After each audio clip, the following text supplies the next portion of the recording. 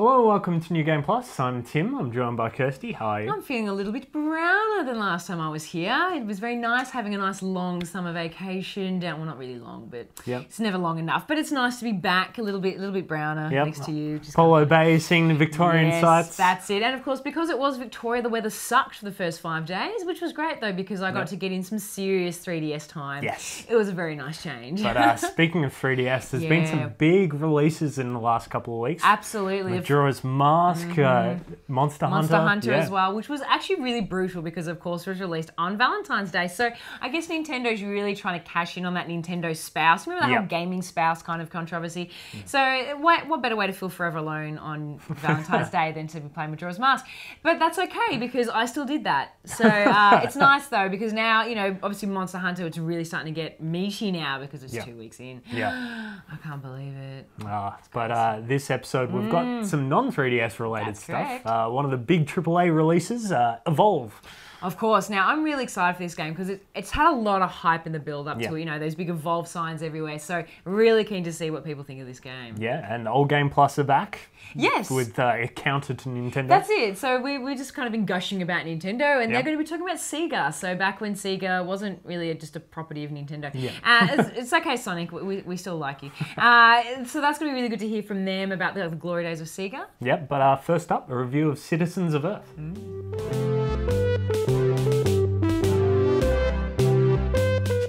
Now, the love affair of New Game Plus with games like Earthbound and Paper Mario and those kind of unique takes on the JRPG is well known. Let's be honest. I mean, I love frying pans over, you know, just regular swords. Yeah, like swords that are 4 times bigger than the person holding them.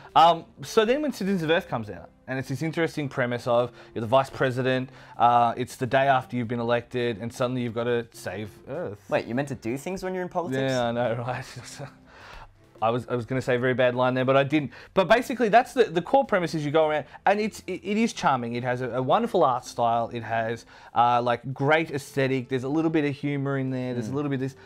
But is that enough to carry a game like this? It's another case of style versus substance. And when it comes to Citizens of Earth, I do find that there are a few issues that detract from the fantastic parts of the game. So like I said before, the art is excellent. There's a lot of vector art and it's awesome. Really good. Like played on any TV, any size, looks awesome. It's just a shame that the loading times are so poorly optimized. Yeah, keep in mind, we played this on the Wii U, so we specifically had this problem. We've heard that it's across the board. Sounds like PC is the way to go though. I would definitely recommend playing the PC version. You'd probably cop the less of it as opposed to the Wii U, where the loading times are atrocious. For a game that's on your hard drive, I'm looking at loading screens of 10 to 15 seconds just for going in. Every time you're going out of a door, it's and when you're in a JRPG, that's a huge thing. But I find the combat to be really excellent. It's like a mix between you recruit people on your side, so very similar to Suikoden in that sense, with an Earthbound style aesthetic and when it comes to combat. So you build up meter by using normal attacks, and then you use like limit break-esque attacks by unleashing that energy. And so, I reckon it's really good. No MP, you still have your HP. It works. And I mean, you've got like items and things like that to equip, but it's simple. Like it doesn't get too convoluted in the process. But the problem is it worth playing? I guess. But great combat system, terrible optimization. It's a mess, a technical mess. But if you can forgive that, play Citizens of Earth! Citizens of Earth. Citizens of Earth.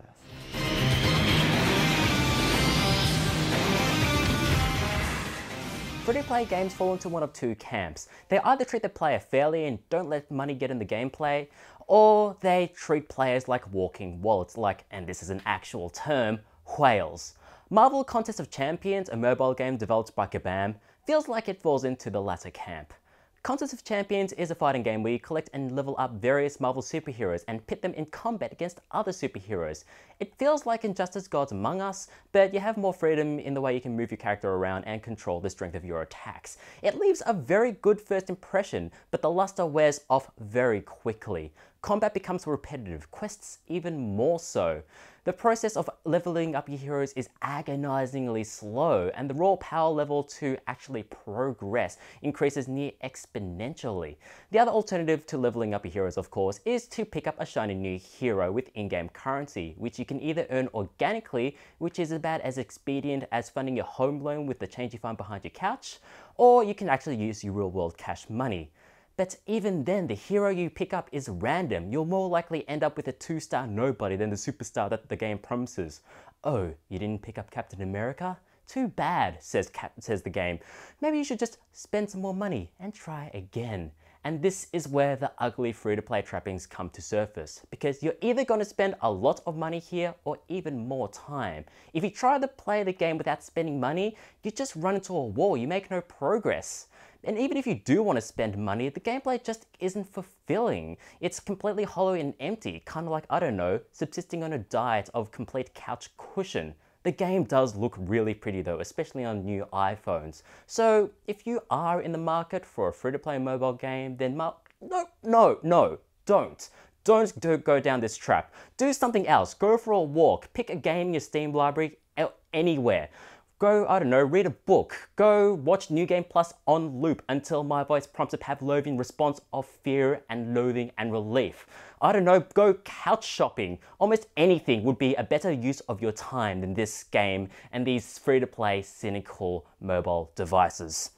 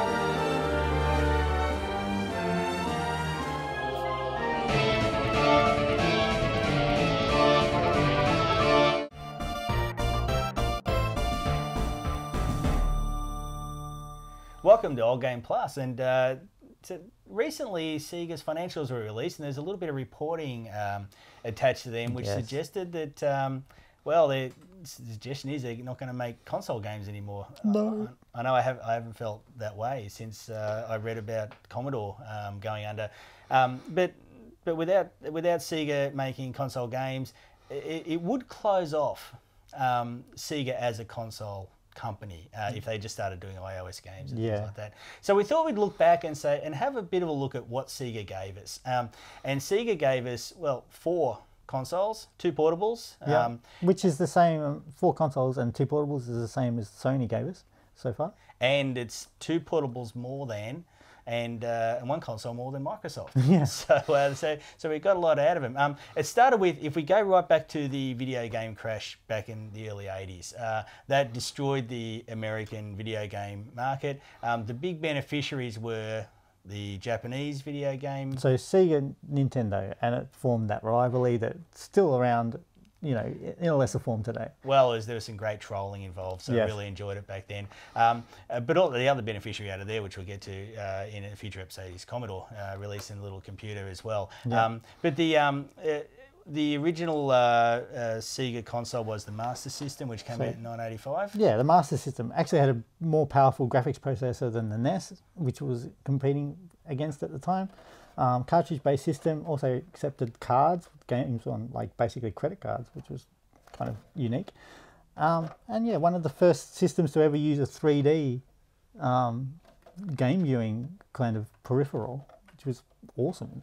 Very, very early too, back in '85. Yeah. Their next console was really the Mega Drive or the Genesis, depending what country your area of the world you lived in. Yep. And that was really their glory days. I mean, they sold 40 odd million of these. They sold about 10 million of the Master System. Yep. But the Mega Drive was the big one. And the Mega Drive was also the birth of Sonic. Yeah, I was going to say, so that's where Sonic really started to appear.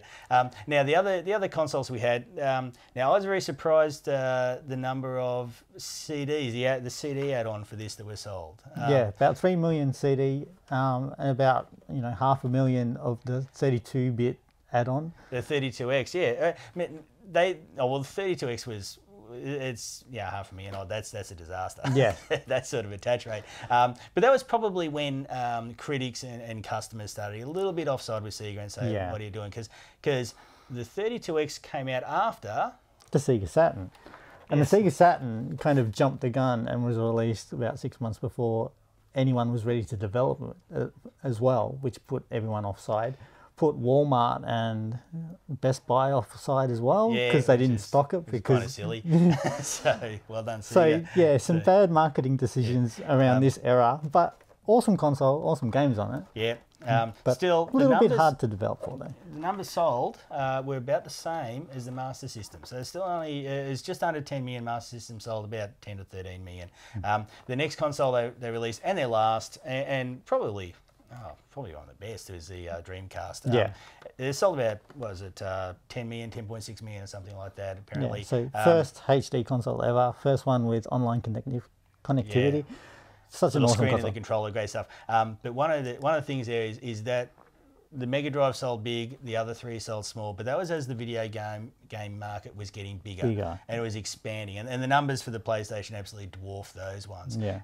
Now, one of the things that really dogged Sega while they were making the consoles, they were making great first-party games. They were making them great, and they had their AM departments, but they really had a lack of second-party support. Yeah, so Nintendo had people like Rare and Game Freaks who made the Pokemon series working directly for them, whereas Sega was kind of structured in a different way, where it had a department in America and a few departments in Japan, and they sometimes didn't agree on using each other's. The famous fight between the Sonic and the Knights. So Knights was made in Japan using a certain engine. Yeah. Sega Team America made the Saturn Sonic game using the same engine, and then they said, no, you can't use that engine.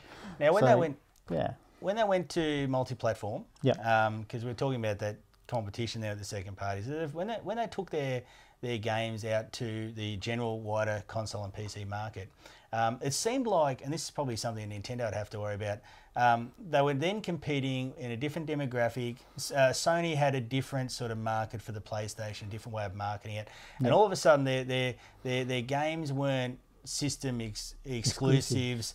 All of a sudden they were in with the rest of the crowd. So if you take a platformer goes out and all of a sudden compete with other platformers and so on. Yeah.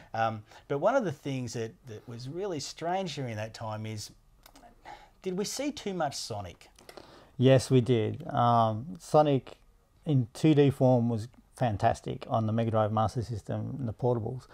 Once they moved to 3D, they skipped Sonic pretty much on the Saturn. And when they moved to 3D on the Dreamcast, he was okay. And once they were out of the console market, he just got worse and worse and worse. Added characters that cat, I don't know. Sega, please. But and so we had a sequence of Sonic games, which meant they were ignoring some other franchises. Now, one of the things Sega had done, especially in the last two consoles they had, they built up an amazing library of franchises, of great games. But the bad thing about it is there was only one, sometimes two of each of those games, like things like Space Channel 5, Jet Set Radio. They're really unique games. Sega Bass Fishing, they didn't do anything with it. They concentrated too much on Sonic. Yeah, well, the Crazy Taxi got a little bit of love. Baku Baku, which is one of the greatest puzzle games we've ever played. There's only one edition. Yeah, just on the Saturn and gone. Choo Choo Rocket. Yeah, and some other games just like disappeared. And Panzer Dragoon. Panzer Dragoon. That was massively popular. Why? I mean, sure, companies change and everything, but why Sega didn't at least try and keep that going as an ongoing concern? It still puzzles me to today. So we got things like Sonic 2006 and Sonic. the werehog. Yeah. Instead of what we really wanted. They redeemed themselves a little bit with Generations because that was great. And Sonic Transformed Racing is pretty cool too. Yeah, and the tennis games are right. But when I played the tennis game, it reminded me how many they've let go. Yes. Which is a bit of a mistake. Now with if they're going to go to mobile now and we get swipey, jumpy Sonic games, it is a bit of a loss, isn't it? It very much is. Yeah. And those I don't know how some of those franchises will translate. We do wish them well. We do hope. Yeah, we both love Sega, as you might have noticed from all our videos. But yeah, we really hope that they reconsider this decision, if it in fact it is the way they're planning to go. I'd like to see them release a new console, to be honest. But I'd also like a pet dinosaur. So, yeah, look, Sega, I think. Too much concentrating on Sonic, not enough on their other franchises, which were superb. They really had a lot of imagination, especially in the last few years before going multi-platform. Yeah. But yeah, look, we really hope Sega don't abandon console gaming. Really hope they don't go to mobile games. But yeah, if you can catch an old Sega game, grab an old console. Yeah. Relive the happy days because some of Sega's happy days we're very happy. Really good.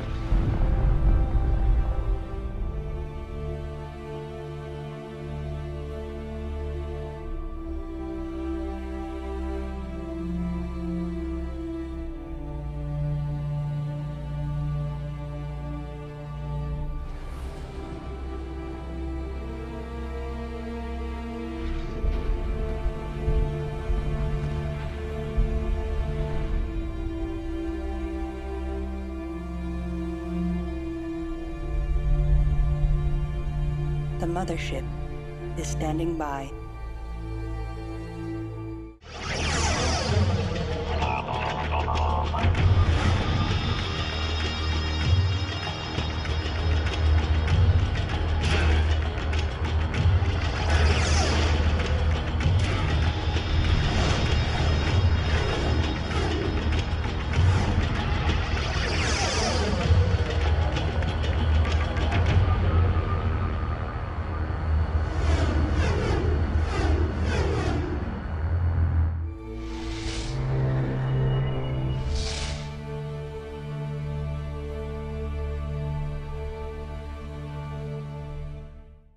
So we are being visited by the remake gods, Yes. which is great. Yes, Maybe. well, Majora's Mask recently, course. and now Homeworld. Yes, so Now- this is more your cup of tea. I think this is more your flavour, isn't it? Relic RTSs is something that I grew up on. I played so much Dawn of War back in the day. Absolutely love it. It's great to see these old games being brought to, I guess, people who haven't played them before. I wasn't big on Homeworld, but I'm going to give it another go back to it, because this one has 1 and 2. But I'm a bit worried about, like, HD re-releases. Sometimes they lose a lot of their soul. Like, it's not as colourful. Hopefully it's not just some bland space thing. But well, honestly, the thing that stuck out to me in this trailer, other than it not telling me anything about what the game is about, was when they did the comparison of the old to new and they were rotating around that really tall space station. And the fact that got me was that the colours, I was expecting it to turn into like Halo Brown, but it actually maintained a lot of that colour palette. So that brightness of colour, the difference of colour, not just the brown and lens flare, I thought maybe that's going to be a good sign that they're not completely just browning it. You know what I mean?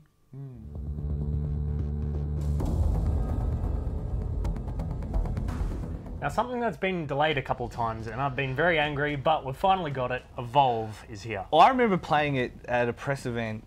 It has to have been a year ago.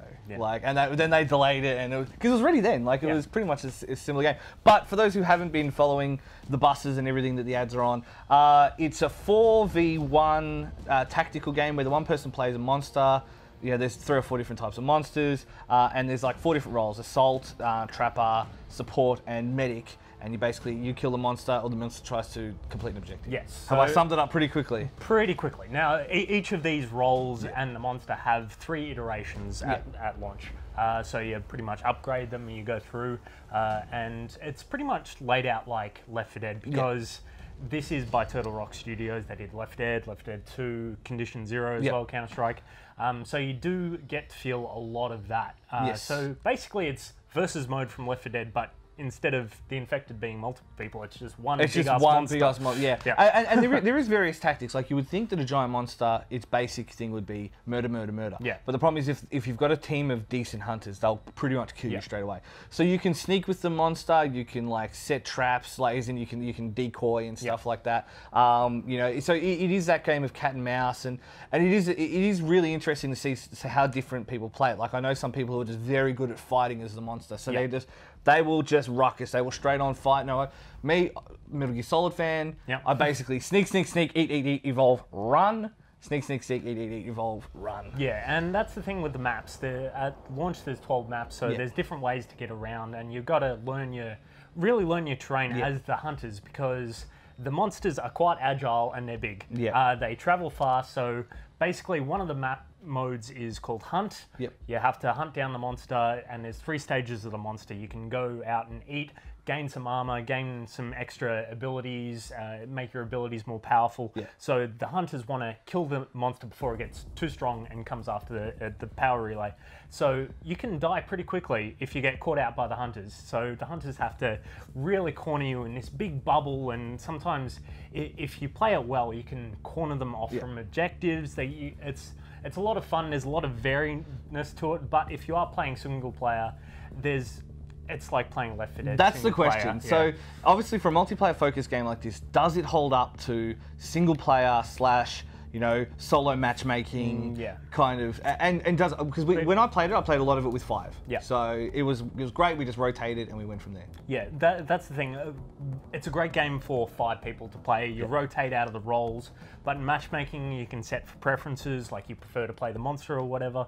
So it's a great game to play with 5 people. I'm definitely going to go back and play more multiplayer, but single player, there's not a lot there, seeing as the evacuation mode is about an hour long. Yeah. So it looks like you actually quite enjoyed this game, Timmy. Yeah, I did. It's a game that I will go back to, and I think that's a good measuring stick for a good game. You play it for the review, and then when you go back to it, you're still enjoying it. So. Yeah. Now the question, of course, is the fact that because it's a game that's multiplayer experience is the point of the game. Yeah. Do you see people being able to play this for many months to come? Like, will the skill gap become really large between people who are playing it occasionally and people who are like devoting every hour to it? The leveling isn't so drastic that you get to max level and you're so much stronger than everyone else. You still do very well with the default classes and starting off. So I think it'll stick around for quite a while, especially because Left 4 Dead had such strong communities for such a long time after the release that I think these people will be jumping on Evolve and being part of the new community. So. Well, that's good news. Yeah. Well, evolving our conversation. Ho, ho, ho, look at that. Of course, into next week. So we got, of course, we're going to hit our second, big release time pretty soon. But we've already kickstarted with Nintendo. We're going to have Majora's Mask review for you, which I'm really excited for. Like, one of the coolest things that happened on my little holiday was we saw the rising of the moon. Like, we had a beautiful, clear blue sky day, clear night. Now, the moon rises red. And I didn't realise this. And so we were freaking out. And it just made me think of Majora's Mask. Was this moon that just kept growing and glowing red as it came into sky. And I was like, it's going to grow a face soon. And it's going to start moving towards me. And I'm like, oh God, Majora's Mask is already here. And I'm going to be screwed. So we're going to have that coming up for you next week, which is going to be very exciting. Certainly we've got a lot more stuff online as well that you guys can check out. But I think that's it for this week. So visit our website where you can find all that fantastic content, www.newgameplus.tv. Like us on Facebook, where you can see all that great content again, facebook.com/NewGamePlusTV. Follow our Twitters and Instagrams at NewGamePlusTV. And don't forget to check out our Twitch channel, streaming most nights, twitch.tv/NewGamePlusTV. Thank you, Kirsty. Thank you, Timmy, and we'll see you guys next week.